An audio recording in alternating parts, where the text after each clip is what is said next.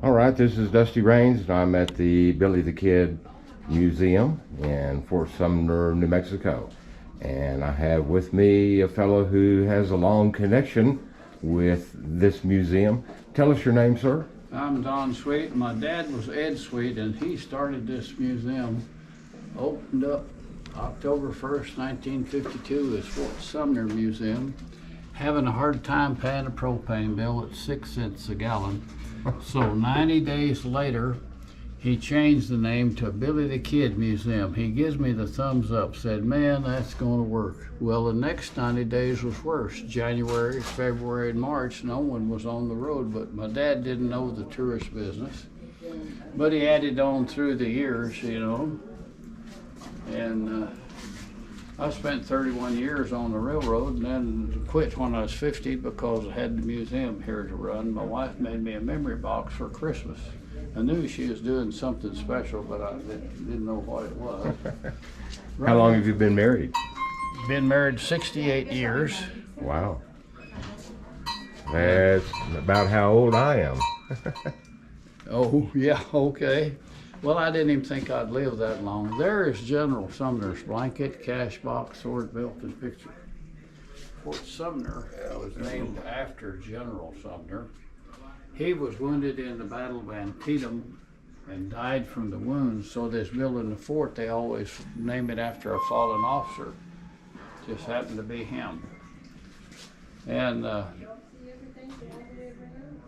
they had over 7,000 Native Americans held prisoner here during the Civil War. There's a post office from the fort. Brass kettles on the floor from the fort. These items were found around the fort area. Bayonet hooks and belt buckles and bullets and buttons and so forth. Yes, sir. And General Sumner had two sons in the military. Edwin Sumner took command of 7th Cavalry after Custer and his troops was wiped out. Samuel, his brother, on the right there, took the 6th Cavalry. Both of them retired as brigadier generals. The big horns we have here in our shop come out of the Buckhorn Saloon in San Antonio, Texas, when they sold out to the Lone Star Brewery to make a museum. They had some extra horns. Mr. Dudley from Brownwood bought them and sold some to my dad. This pair right here is Watusi from Africa and Longhorn mix. Over the door here is South American and Longhorn mix.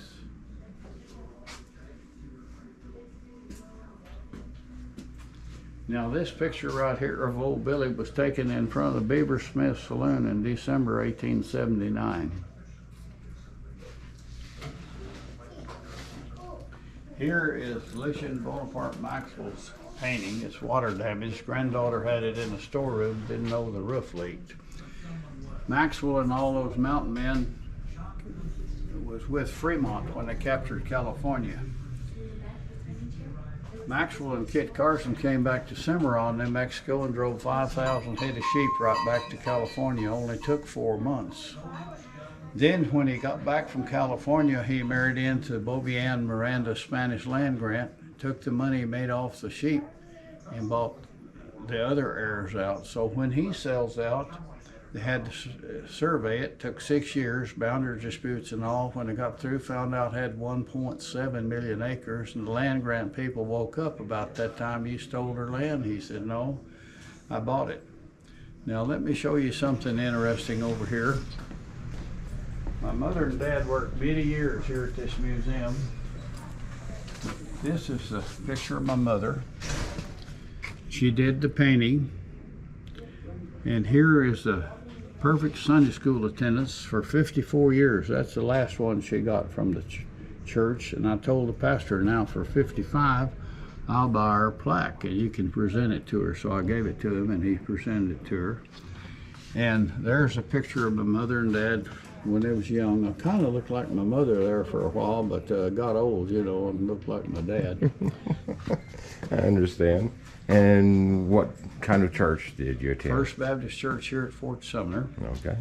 And here's my dad, some of his items here, and there's a painting of my dad. I didn't ever think it was very good, but you see he's wearing a bolo tie. And I now have it on. It's a $20 gold piece, 1881, same year Billy the Kid was killed. That's why he had it made up. I think he paid $57 for the coin in about 1956. Wow. And here is a picture of Delavina, the Indian girl that was going to cook Billy some supper. This is in her old age. Her and Billy were about the same age, and they were in the cook shack there, and she was going to cook him some supper but didn't have any meat, so she picked up the kitchen knife and was going to go get the meat off the porch. Billy said, "Oh no, I'll go get the meat off the porch. I want to talk to Maxwell." So he steps up on the porch, and Pat Garrett and his two deputies had got to the Maxwell house just a few minutes before he did, and the deputies were outside on the porch. Garrett was inside sitting on the bed, so Billy steps up on the porch, and one of the deputies moved. He asked him who he was in Spanish. He didn't respond, so Billy backed in the bedroom door and asked Maxwell who they were. Garrett pulls his pistol and shoots twice. First shot hit, killed Billy, and the next one went through a washstand, which was Coke from Coke Industry. Bought the headboard, the washstand, and the carpenter's bench where they laid Billy out on for $320,000. Wow. Now, years ago, I tried to buy the carpenter's bench, and I was thinking $5,000 or $10,000 might get it, but I'm always a little short, you know. Amazing. Mrs. Maxwell's dress. Now, here is a picture of Billy in a suit of clothes, and they overlaid the one with the rifle and this one to see, so you see the similarities.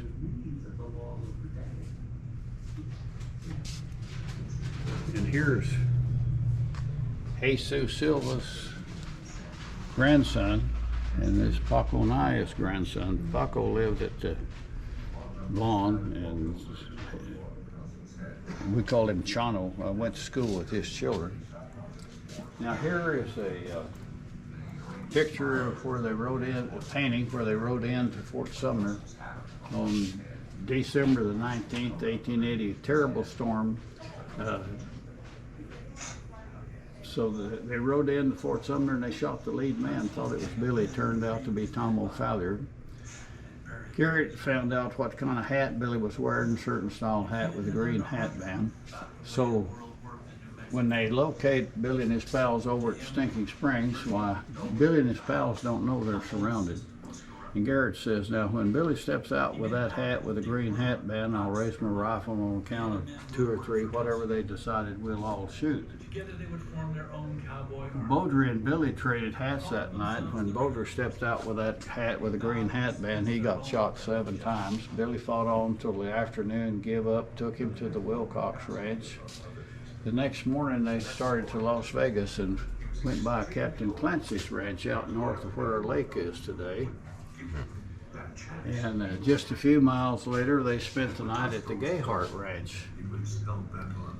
And the next morning, they started to Port Luna, and going down the hill, the wagon slipped in the snow and broke a wheel, and Clancy was coming from Port Luna and traded wagons with them. And they went on to Port Luna and had Christmas Eve dinner at the Grolowski house. And that was Billy's last Christmas Eve dinner. And All right, I have one question about 1880. Had the Santa Fe, Atchison, Topeka Railroad come through Fort Sumner at that time, or was that later? 1900, they finished it in 1906 and 7. So Billy essentially had to ride a horse all the way from Old Tascosa, north of Amarillo, in Oldham County, Well, he clear had out to here. take old Chisholm's cattle because I guess he didn't pay them for fighting in the Lincoln County War. He was supposed to, and so they probably tried to get even by rustling his cattle. And you know how young guys are. They noticed some good horses over in Texas, so they took them to White Oaks and sold them, you know. But anyway, they held Billy in Santa Fe until they got the railroad fixed into Mesilla, 5 miles south of Las Cruces. Put Billy on the passenger train and took him down there. And so he was really needed a haircut real bad. So They took him down and got his hair cut. And this is the chair that he got his hair cut. I just got this about 2 weeks ago. I'd heard about it for many years. It was in a museum in Mesilla there in the 20s. And in 1964, my dad went to TRC and was taking hot baths down there and went to the barber shop to get a haircut. Had Billy the Kid Museum on the side of his station wagon, and the barber says, "I got something up the house. I'll show you. I'll go get it." And his dad was the guy that cut Billy's hair in this chair, and he had saved his hair, and his son had it, so he went up and got it and sold it to my dad for $75. Now, Quite a bargain I then. paid quite a bit more than that for the chair, but Oh, okay. I'll show you the hair. Well, that was an excellent find. Now here is a picture of Billy the Kid when he was young in school in Silver City, and he gave his teacher that picture. Of course, that's blew up. It's bigger than the little tintype. And it came down to, it's still in the family, and James Peace now has it, and he shared this information with us. Now, here's Jesus Silva, the guy that went in and picked Billy up the night he was killed. That's his best friend here at Fort Sumner. And here's the kitchen knife that Billy was carrying the night he was killed. And I bid $7,500 for that knife about 35 years ago and didn't get it. It went for $10,000. McCubbin in El Paso got it. And now the first permanent markers for Billy and his pals was the senior class of 1930. J.T. West was president. He told me they cleaned all this up. It was a real mess, and hired Mr. Perkins to put the curb around the 3 graves and cement on Billy's. And here's a picture of the pallbearers. And MGM the same year, 1930, did the movie on Billy the Kid with Johnny Mac Brown. And here's the, and they gave $150 for the headstone, and it came in late February 31, and the locals run cement to set it on. Now later in 1940, the monument company in Salida, Colorado sent the footstone down. And John Allen had the museum in the valley right in front of the cemetery. They sent it to him, and he also had a building uptown where my dad had a second-hand store. He told my dad, said, "If you'll set that stone for me, I'll give you a month's free rent, $10. Things was cheap back in 1940. And so when Dad went down there to set the stone, there was Lawyer Parsons there. His son was Deke Parsons, and later on was on the Enola Gay that flew off the island. And he armed the bomb in flight, and they dropped the first bomb on Japan. The senator car had the lumber yard. At that time, every county had a senator. John Allen, my dad, someone discovered it had the wrong year for Billy's birth. It has 1860, should be 1859. So they talked it over and said, well, they went to a lot of trouble. We don't want to insult them by not setting it. Just go ahead and set it. It'll be all right. Well, years later, my dad had the museum here, and the cemetery got full of weeds. He thought that was a real shame, so he tells the fellow to take a picture of that and build him a grave out, a replica out in the back. Well, Dad forgot about the wrong year. The guy built it just like the one in the valley, had the wrong year for, it had 1860 instead of 1859. Oh my. And now, my dad took me down when I was 8 years old in 1941 and got Jesus Silva to tell us what happened. You see, he died May 30th, 1941, and we went down there just, it was a short time before that. But anyway, here's what he says. Billy walked over to the Maxwell house, entered Maxwell's bedroom, and a moment later there was gunshots, and I rushed over there. The room was dark, and I went in, and Billy was lying on the floor, a long meat knife in one hand, his gun in the other. He was dead. Now, I was 8 years old, and I like knives, so I really remember the knife, but I don't remember the gun. But this is a newspaper article. Silva helped remove the kid's body to the carpenter shop nearby, where they placed it on the carpenter's bench, and it was dressed for burial. The next morning they had a coroner's inquest. with a judge and found him in. Silva was blind at the end, so when we was coming back to the house, my dad said, "Do you know he was blind?" I said, "Well, I thought he looked right at me. I didn't know he couldn't see." And here is what they call the Croquet Kid Picture. This is Boger and his bride. This is a wedding party for the couple. There's a Skurlock family. There's Sally Chisholm, Tom O'Fowler, Billy the Kid's leaned on the croquet mallet, Lily Casey, Big Zim French, and Doc Skurlock. Now, it's a huge print, and it looks like it was printed on some sort of and a... see this little hole? That's a thumbtack hole in the picture, in the tintype. I see. Now here is Captain Clancy's children at the 1899 Rough Rider reunion.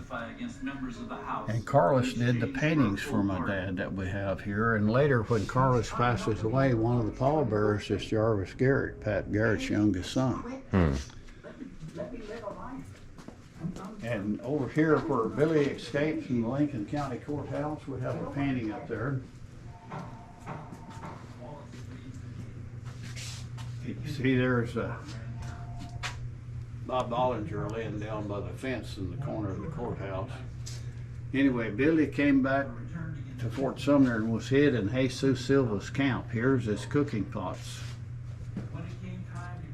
And Garrett rode in twice looking for him. And Billy was in the camp there hid, and he could have killed Pat Garrett twice but didn't do it. Jesus Silva asked him, "Why did you not kill Pat Garrett?" He said, "Well, he has a wife and child, and I don't have anybody. I didn't want to kill him." And here's a safe that came out of the Lincoln County Courthouse. They sold it at auction after they moved the county seat. Mrs. Lawson wrote the letter here in '91 when I got the safe and telling about her husband buying it at auction. And here's a picture of painting of Billy backing in the bedroom door. The two deputies were outside. You can see the meat on the porch, and Billy's backing in, turned his head and asked Maxwell who they were. Garrett fires 2 shots. One shot went to Billy's side or back and come out his heart, and another shot went to the washstand. Of course, we have Brushy Bill. He came to Fort Sumner and had his picture taken at the grave. He claimed to be Billy the Kid. Turned out he was about 20 years too young to be Billy the Kid. And here is the last time the footstone was recovered. They made a big production out of it and invited the news media, and this is Jarvis Garrett, Pat Garrett's youngest son, Bill Franks, the chamber president. And we got a lot of publicity on that deal. And there I am with Jesus Silva's son, we call him Chano, in 1981. That's when they was resetting the stone.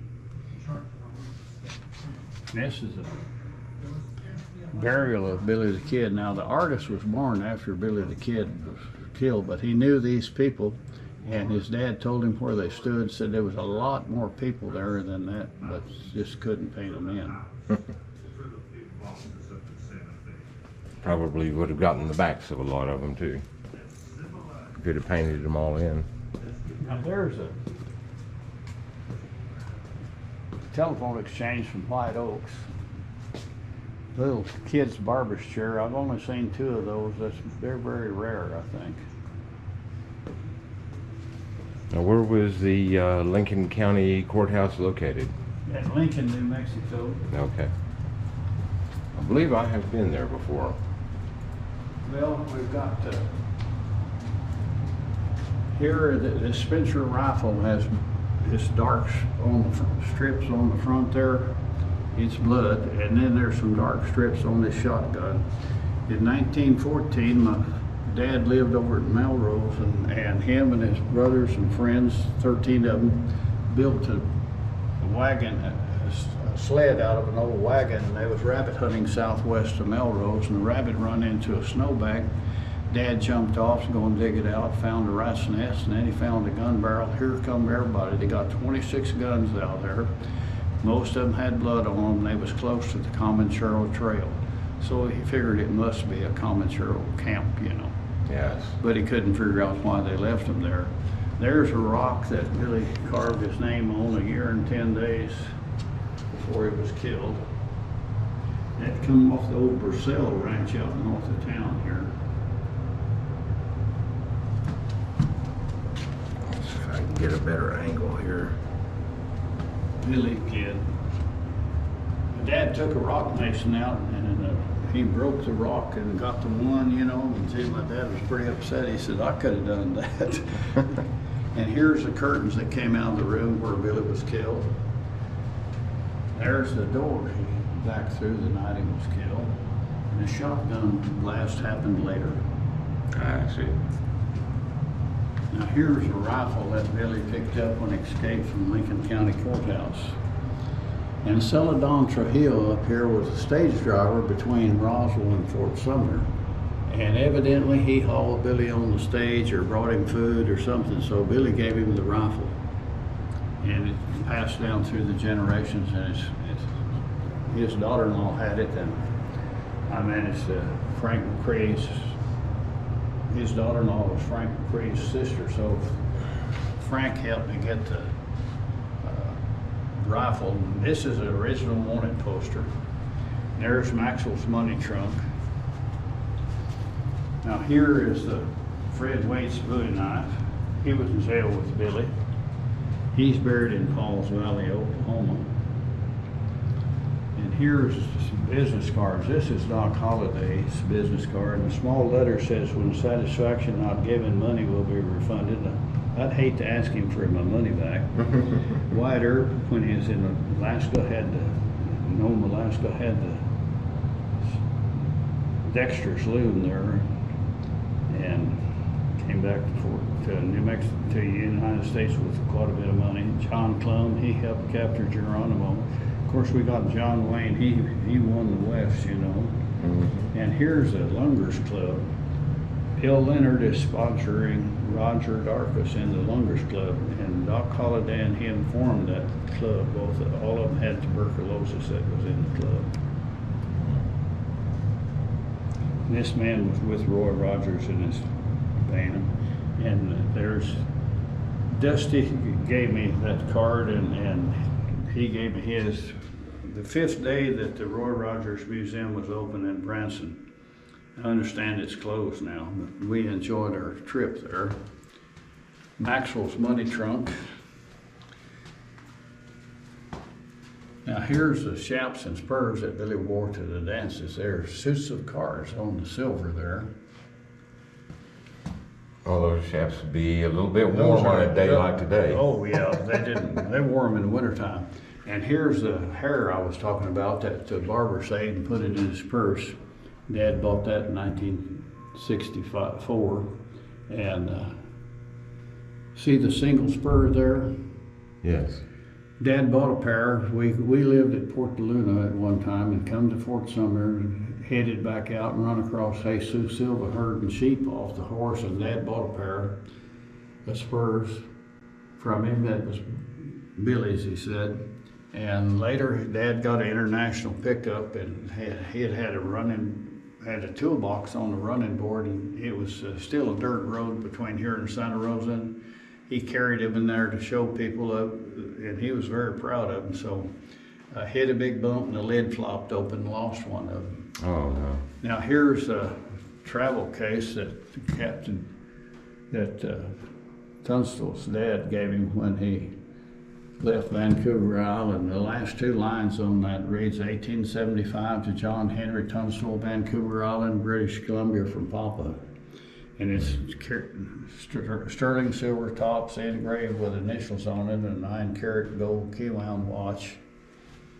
Lots of books published and little pamphlets published on Billy the Kid. This is written as French, and it came from Denmark, and it's Lucky Luke and Billy the Kid. He's a big character, cartoon character over there, and he's spanking Billy the Kid. Oh my. And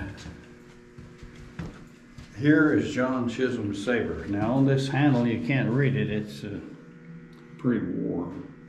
and it's not up where you can see it, but it reads Captain J. Chisholm, Company F, 3rd Regiment, 10th Cavalry. John Wayne played Chisholm in the Lincoln County War. Okay. We've got some nice pistols here. There's 4 Yes, sir. Colt Bisleys. That's the target pistol for the Colts. This one with the white handle and the pocket knife, that belonged to Les Marsh, early day cowboy and deputy sheriff here at Fort Sumner. And this other one belonged to John James. On the other, turn it around, on that other grip is 4 notches. He was one of Teddy Roosevelt's Rough Riders. They got to keep their pistol. And here's a running iron. See, there's a holster for it. It's been put up hot, you know, probably someone had to put that up quick because Yes. I understand in Texas, if they caught you with one of those, they'd hang you back into those days. Wow. Just right Yes, that's clear out the true. rustlers. Now, those holsters, they're considered quick draw holsters? Military, they're military holsters. That's what I thought. There's some tapadores, it's stirrups. And I've got some Colt Lightning rifles here. I've got 8 of them. Wow. And the most rare is this little saddle gun down here. It's a 4440 Lightning saddle gun.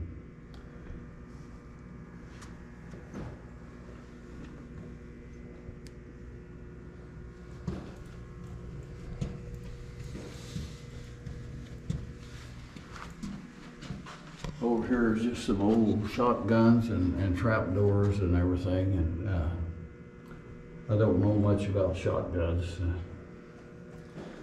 And we've got a bunch of different type pistols here.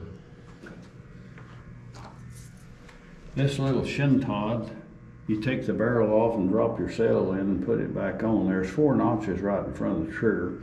That was found in Bull Canyon. A fella, Manson gunner, was going along there and he saw some bullets in this little draw there. Got down, was kind of picking up, and went around the bend, and there was a skeleton laying there, and he'd laid his pistol up on the ledge, and they didn't find it, so he cleaned it all up, and he said when he had leather handles, when he touched them, they just fell apart. Oh, I see. And so we've got different kinds. Here's an 1858 Remington. I was in the train dispatcher's office and I wanted to go to black powder shoot, so they wouldn't let you just lay off. You had to be sick, so I laid off and was sick. Went to the black powder shoot, and they showed me how to load it and everything down there, and so got 2nd and 4th. John Wynn, a little 12-year-old boy at that time, was with me, and he got 4th. So we was getting ready to leave, and he was laughing. And I said, "What you laughing about?" He said, "Oh, they're over there complaining they had to show us how to load the gun, and then we got 2nd and 4th." So my chief dispatcher, you know, he said his comment was, "If you hadn't have been so sick, you might have got 1st, Junior." A little rougher language than that, but anyway. Yeah. Now there's probably an example of a quick draw Holster, yes, sir, and that's a Remington. Okay. And that white handle pistol belonged to Slim Cantrell, an early day cowboy here. Got some trap doors here. Big knives. Some sabers down there. Here's a Schutzen rifle. It's engraved on both sides. It's a target rifle from Germany. And these are Stevens rifles down here. They're the cheapest little rifle you could buy, and every family probably had one, you know. And time 10 kids left home, it was wore clear out. Varmint guns. And here's a thumb trigger 22. No trigger. It has a little deal you push with your thumb and it shoots. Yeah. And my dad bought this cannonball at Las Vegas. I don't know why they'd have a 240-pound cannonball up there, but anyway. Got a couple of Sharps rifles, Spencer, Winchesters, There's my dad's pistols. I should have them up where you can see them better.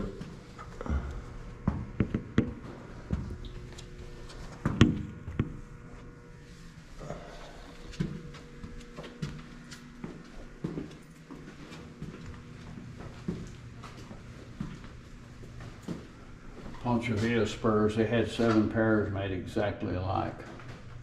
And we got a pair, and Islam Mendoza from Colorado's got a pair.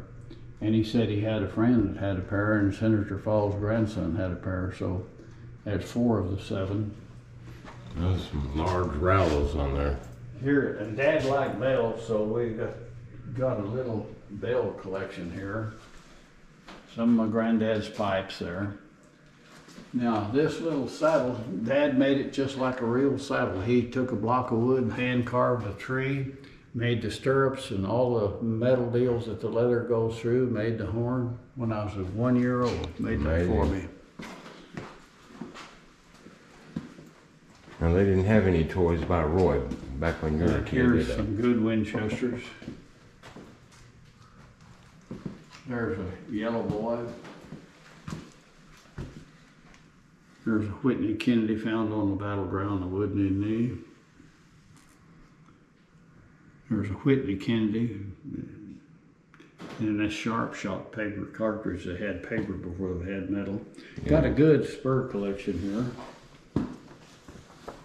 They used a lot of large rowels back in the day, Well, I'd didn't hate to they? get on the horse with those. There's a Hotchkiss cannon shell. See the soldiers with their little cannons? That's what they used on the battleground of Wounded Knee. Wow. Very deadly. It's about like a 50 caliber shell. Here's Not 50. 80th anniversary of Pony Express, Postmaster Farley and Roosevelt, and they sent these out to the post offices. There's a wolf hide. There's a spittoon that came out of Cody's hotel in Wyoming. You see the plaited horn? We don't have plaited horns down here, so this come out of Wyoming, Dr. Rhodes' collection. Oh, sad. Josiah Johnson, a deputy in Northern California, shot 4 outlaws with this pistol. It's got 4 notches on the handle.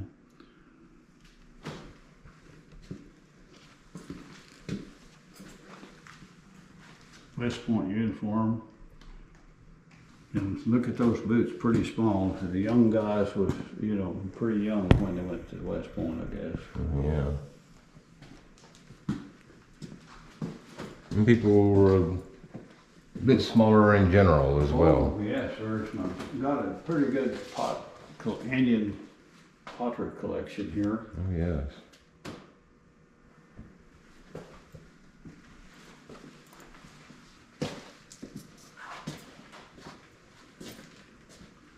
Now, would any of these come from the Redondo? Well, I don't really know for sure, you know. Okay. This comes from Wyoming, this suit of clothes, the Indians. He was a chief, I guess.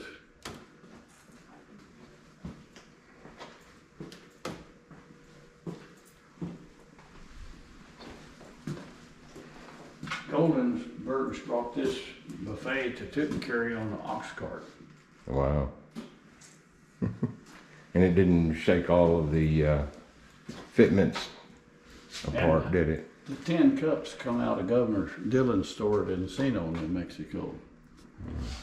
Dad bought a case of them. He took them out and set them in the Wooden cylinder pencil records. cases, you know, pencil Yeah. boxes. Now, would these cylinders have been Those used? were music, but hand crank music box. Okay. We got some Indian tools here, and there's a paint pot there. And here's Tommy Hawks.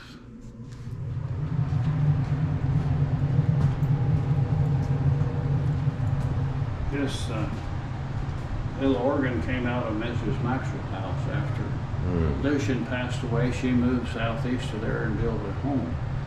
And my dad bought this in probably 1960. My cousin's little dolls. He collected his daughter dolls. She passed away early, and little brother, his toy tools and tractor and everything, he died at 16 years of age. Well, was it natural causes, accident? Well, he had, I think, polio. I see. And here's I'm calling it Indian rain god. I don't know. It says the legend is a talking fish turned himself into a dog, grew wings but couldn't fly.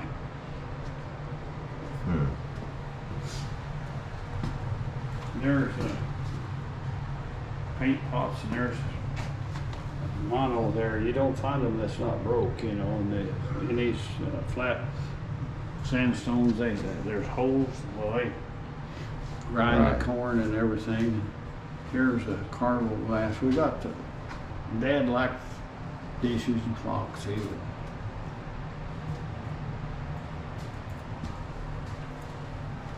Here's Dad's school books when he was in third and fourth grade. I'll say, did he ever tell you what grade he completed? He went to the 10th grade. Oh, okay.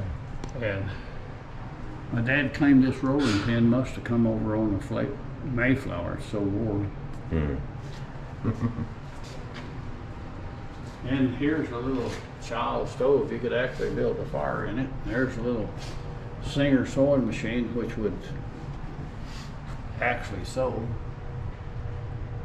And here's a desk. Now, was that like a demonstration model? Yeah, that was a little demonstration. Yeah. Salesman had those. And this desk here, my grandparents brought it from Michigan when they moved out here in 1907.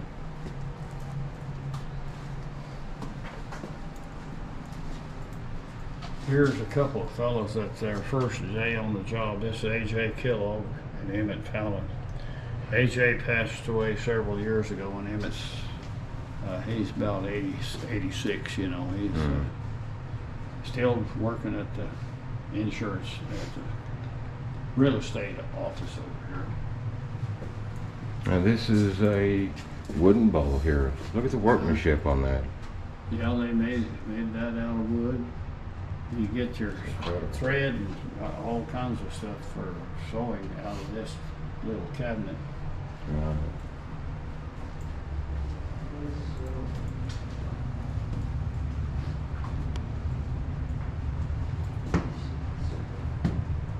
Now, I don't know if you're probably too educated to read this, but pan been used since 1912. Okay. Now, up here's the cowboy that gave my dad that pan, and there's his little homestead out north of town. He would always work for ranchers, and they'd furnish him a place to live. Okay. His name was Kenny Brew. And you go out the west door here, follow the yellow ropes and arrows. Don't give up. You'll come to the car room and into the back of the gift shop. And I got to get back to the front. I understand. Thank you very much for giving us a short little tour. All right. Thank you. Now there's the gambler's chair.